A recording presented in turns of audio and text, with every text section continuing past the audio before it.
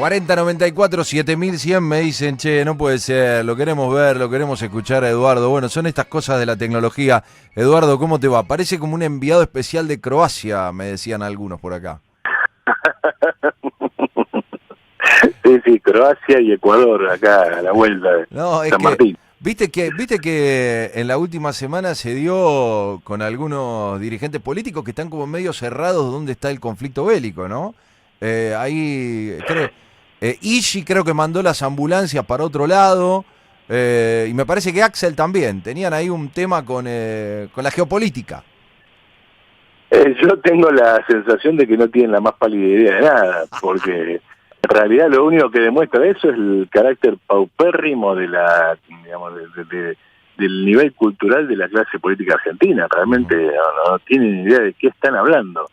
Y son cosas muy elementales, ¿no? Son cosas de bueno, no, ubicate en el mundo, un mapa, eso es todo, no, digamos, confundir Croacia con Ucrania es bueno, pero bueno, eso es el peronismo, ¿no? Así es. Nosotros no somos mucho mejores, ¿no? No, bueno, a ver, me parece que más allá de esto que termina siendo una humorada, pero el nivel de los dirigentes, porque yo digo, ¿por qué meterse en un laberinto del cual no van a poder salir? O salen así, nunca salen airosos, después viene como una claque que aplaude todo y dice, bueno, imagínate, y esto queda en el olvido, ¿no? O sea, pasa a un segundo plano. Me parece que todos los conflictos que tenemos hacen que constantemente los errores o los lapsus de la dirigencia pasen a un segundo plano. Sí, no, porque en realidad uno ya está tan podrido de esta gente que le busca el pelo al huevo. Cuando la gente está contenta, no, digamos, pasa por alto las cosas. Sí.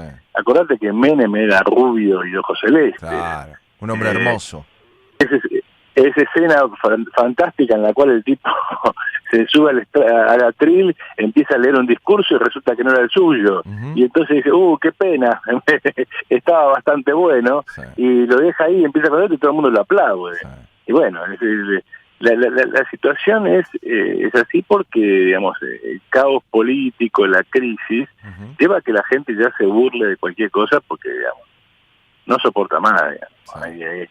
Hay un hastío con la clase política en general, que es muy grande, ¿no?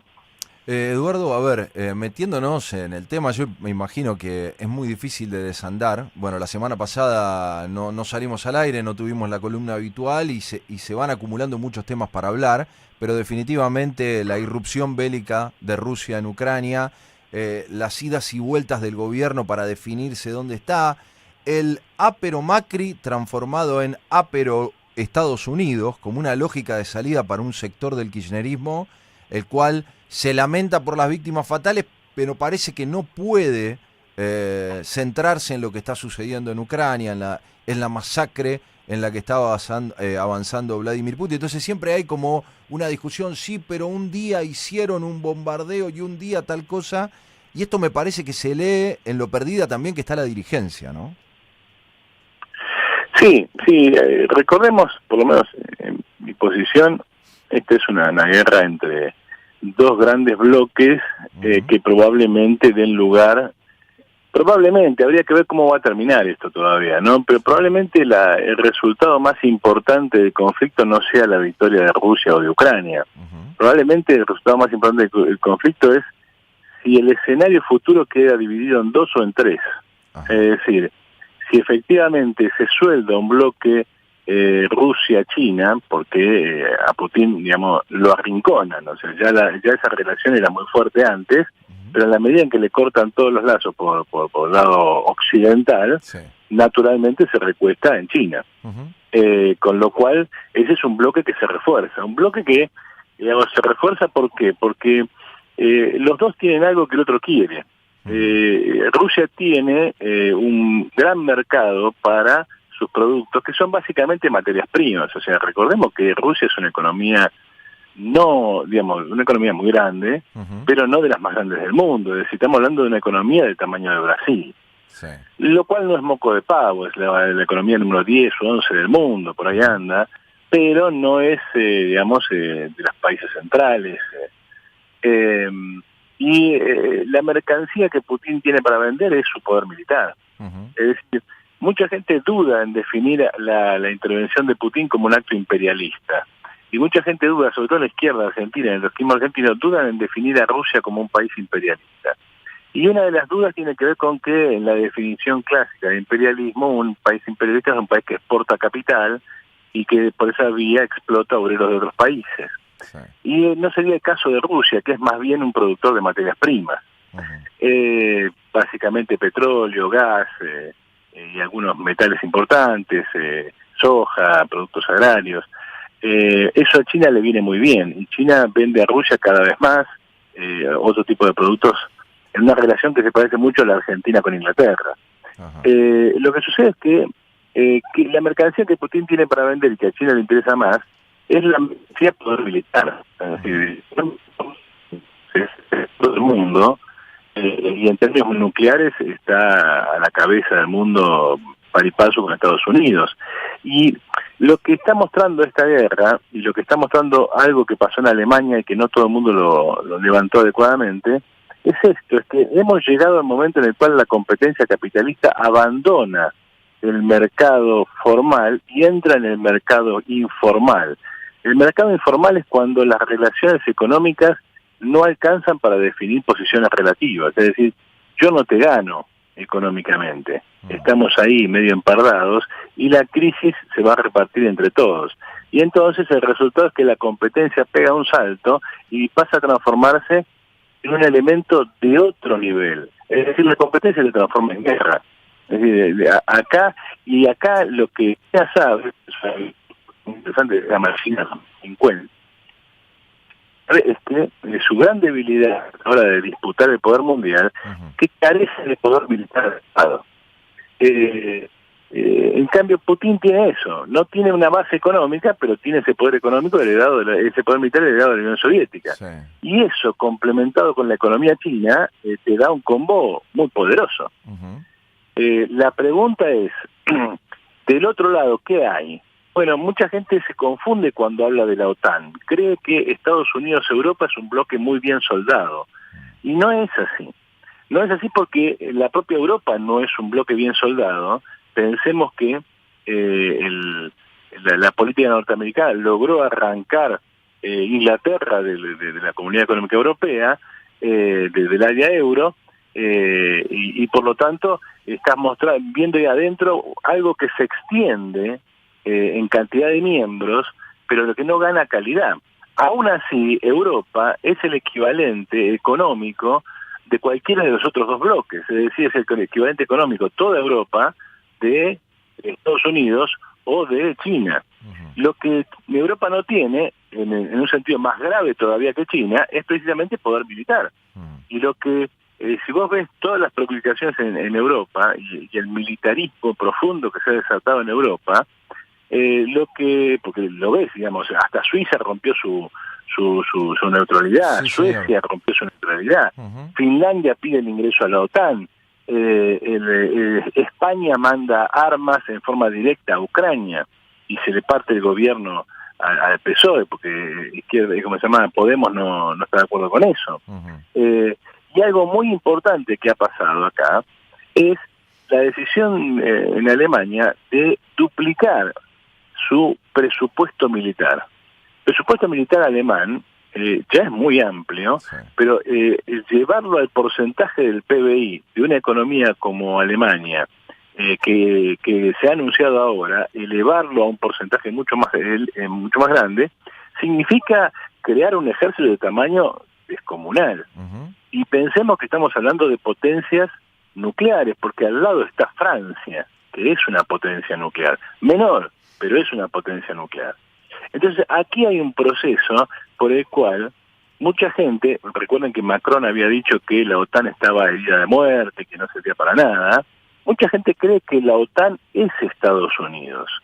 Y ojo que el renacimiento de la OTAN por esta vía está poniéndose a la mesa la pregunta, ¿el futuro serán 2 bloques o 3?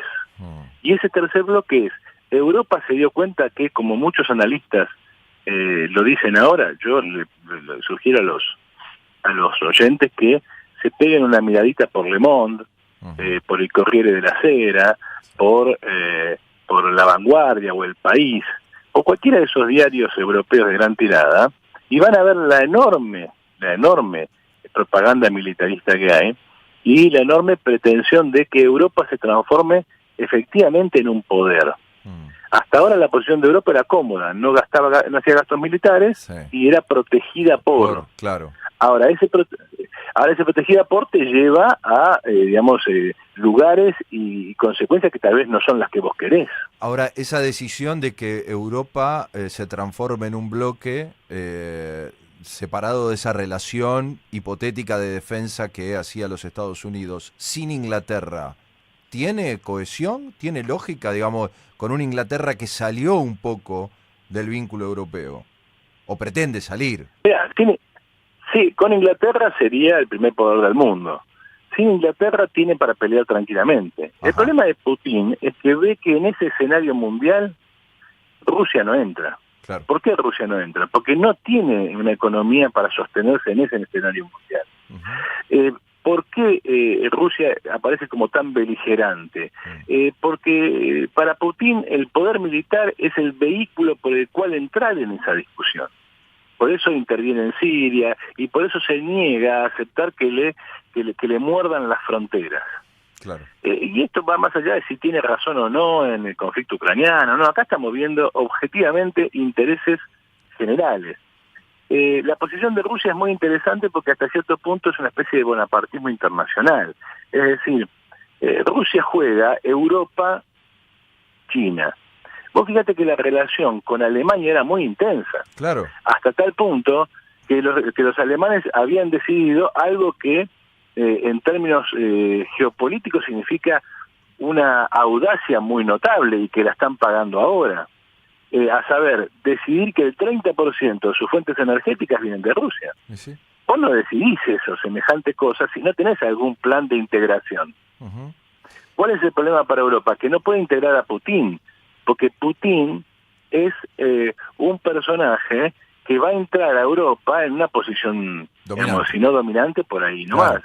Bueno, y además, date cuenta que, perdóname, su mercancía militar también le sirve a Europa. O sea, ¿vos te imaginás una Europa con Rusia adentro? Claro, bueno, algunos imaginan que esta avanzada de Putin se da, primero, porque no hay ningún dirigente en Europa que pueda sacar la cabeza. O sea, saliendo Merkel, la mayoría de los dirigentes europeos, de los gobiernos europeos, no tienen un perfil muy alto. Ya no hablemos desde lo bélico.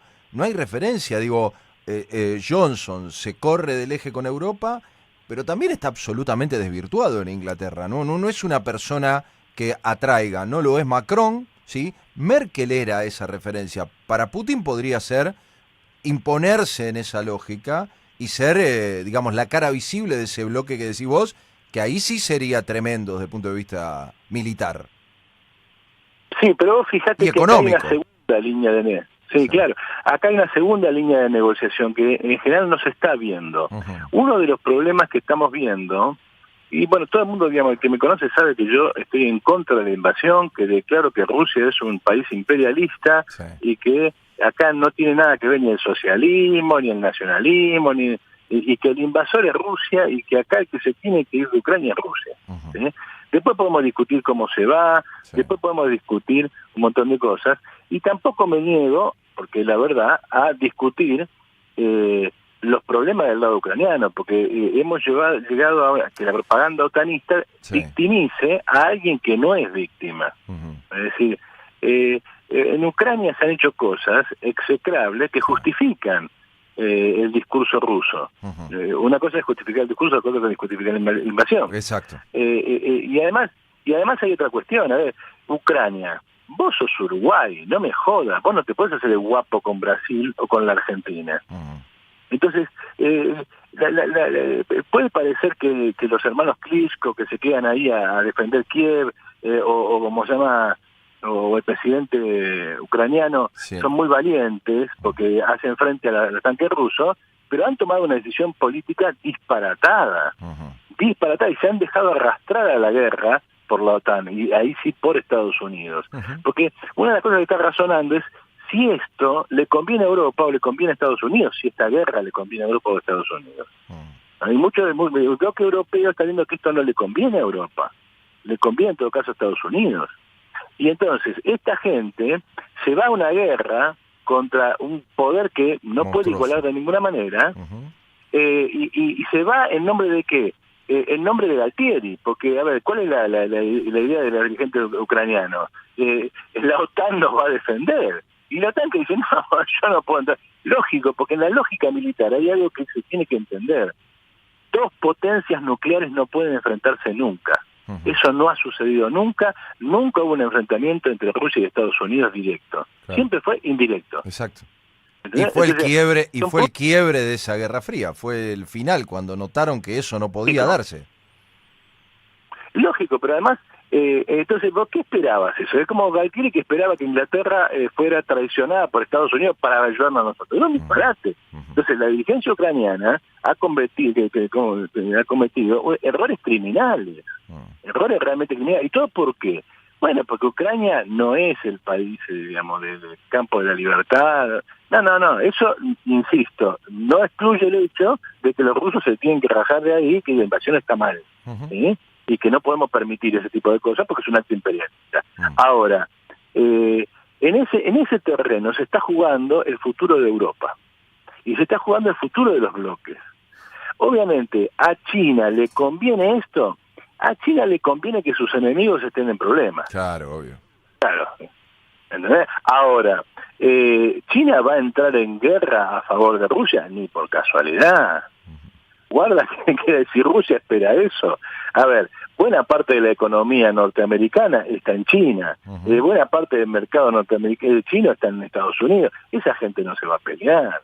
O sea, tiene cosas más importantes que hacer. Y aparte viene llevando una dominación desde lo comercial mucho más interesante que transformarse en el malo de cualquier película, la que le quieran brindar del lado de los Estados Unidos, del lado de Europa o del lado de Rusia. Meterse a nivel bélico en este conflicto lo desdibuja. En cambio, comercialmente va a terminar apoyando a cualquiera que se desmorone.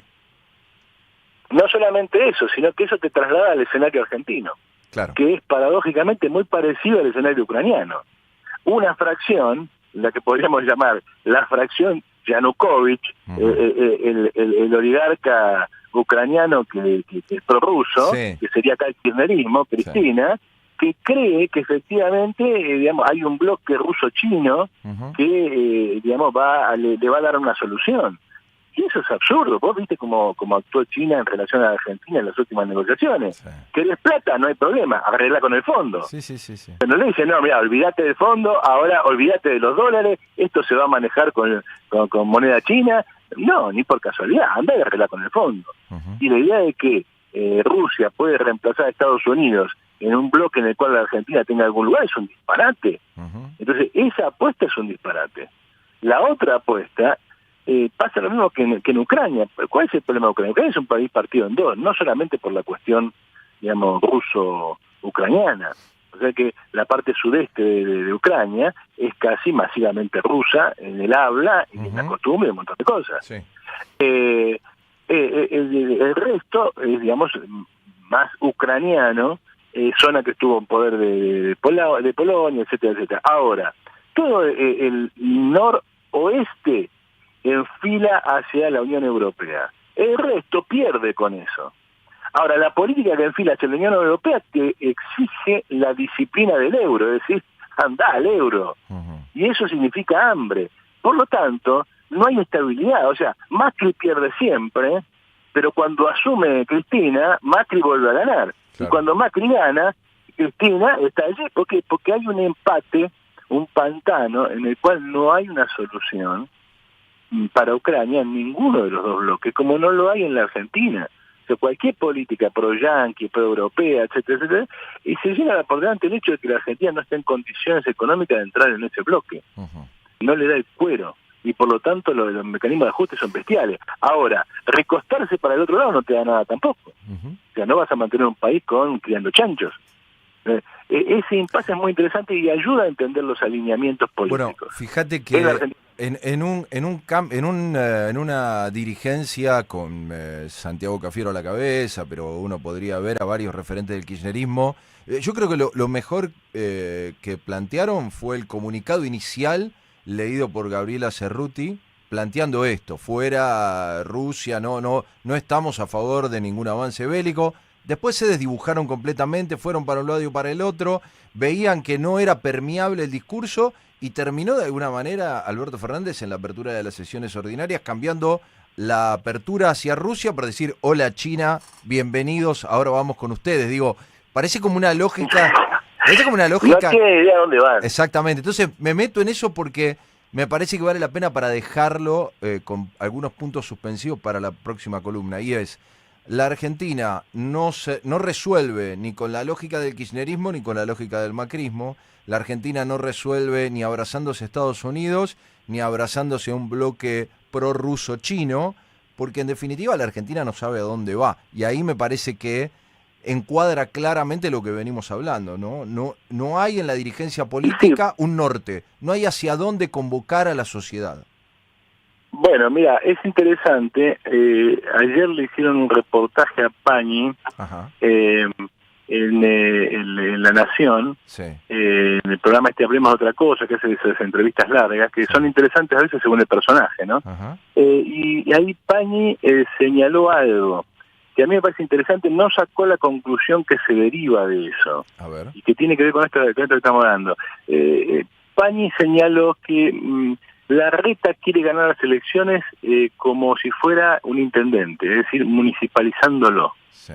Quiere ganar las elecciones a fuerza de gestión, es decir, te abro esto, te abro lo otro. Te arreglo la plaza, te hago los cambios estéticos. Claro. Claro, pero cosas que en la Ciudad de Buenos Aires le ha ido perfectamente bien. Totalmente. Gobiernan como gobiernan. Sí. Ahora, la pregunta es: ¿cuál es tu plan para el país? Y la dinámica del programa era que después cada político le hacía una pregunta a Pañi. Entonces la pregunta de Larreta fue: ¿cómo solucionamos la grieta? Y el problema, que es interesante acá, es porque efectivamente Larreta tiene un plan para solucionar la grieta, o Larreta es la imagen especular de Alberto Fernández del otro lado. ¿Se entiende esta idea? Sí, porque las vacilaciones de Alberto, ¿con qué tiene que ver? Con que el peronismo está dividido, ese frente está dividido, y lo que expresa la mayor, presión hacia Putin, China y todo ese tipo de disparate, es una fracción muy menor, porque lo que va quedando claro es que existimos una fracción muy menor ahí adentro.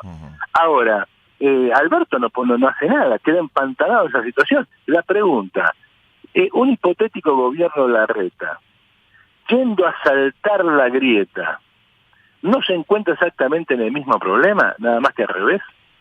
Parece que eso podemos discutirlo más adelante. Dale. Eduardo, saludo, que vamos dando algunos pasos en los que la tecnología se está acercando a nosotros, Eduardo. Sí, pero me hubiera avisado antes porque hubiera ido a la peluquería, me hubiera peinado mejor. Pero mirá yo lo que hice, directamente a puro brillo lo mío. Bueno, pibe. Bueno, te mando un abrazo grande, buena semana, chau. Dale. Ahí estábamos con Eduardo Sartelli en esta columna de lunes, hoy con imagen, con presencia estética ahí, seguramente, bueno, ya lo vemos a través del 4094-7100, agradeciendo muchos del otro lado esta aparición. Logramos saltar los conflictos técnicos, vamos a ir mejorando de a poco, y vamos a terminar logrando algo que hace rato venimos buscando, no solamente con Eduardo, sino con varios de los columnistas de nuestro programa.